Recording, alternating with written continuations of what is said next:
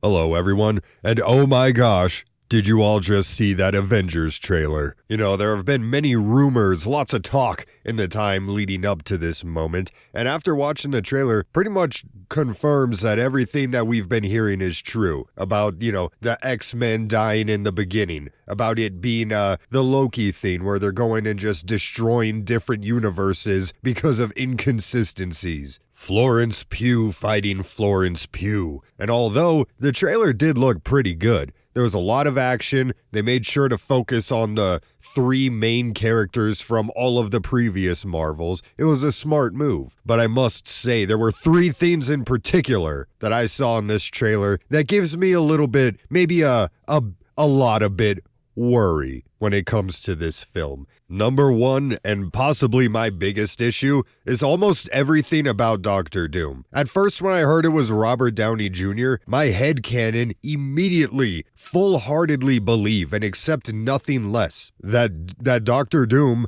was going to be Iron Man from an alternate universe where something happened, everybody died, so then he took his Iron Man armor, turns it into Doom armor, becomes a bad guy, is still Tony Stark. It would have been chef's kiss perfect. It all made sense in my head. Now imagine my surprise when I realized it is Robert Downey Jr., just a completely different character. A character from Bosnia. And I knew from the moment I heard that he was going to do an accent, I knew if he does not get this accent down perfect, then it's going to ruin the entire character. And what did I hear in this trailer, folks? His accent sounds terrible. It sounds, sometimes you must face threats. He sounds exactly like Mickey Rourke from Iron Man 2. Hey man, don't get too attached to things.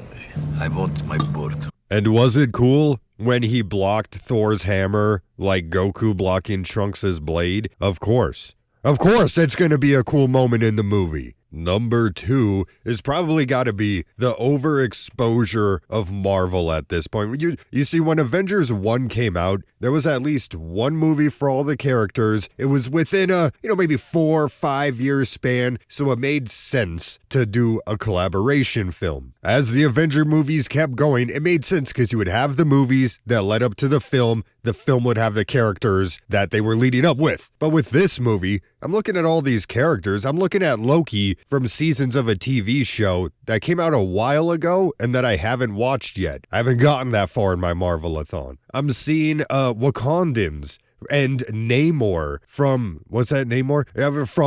From a movie that came out, 7 years ago? So instead of just a handful of popular movies and characters, it's going to be so many shows, so many movies, so much time in between all of them. And then when you add the fact that these movies were setting up a completely different character. Kane isn't part of the story anymore, to the point that they're re-releasing Endgame with extended footage to even make sense of Doom being the bad guy. You know what would have made sense? If it was Tony Stark. And number three, this one is a deeply personal one, and that is the unbuffification of our hero Captain America. It makes no sense. I'm so sick and tired of seeing these actors, these pompous, spoiled, pampered actors who have nothing but time,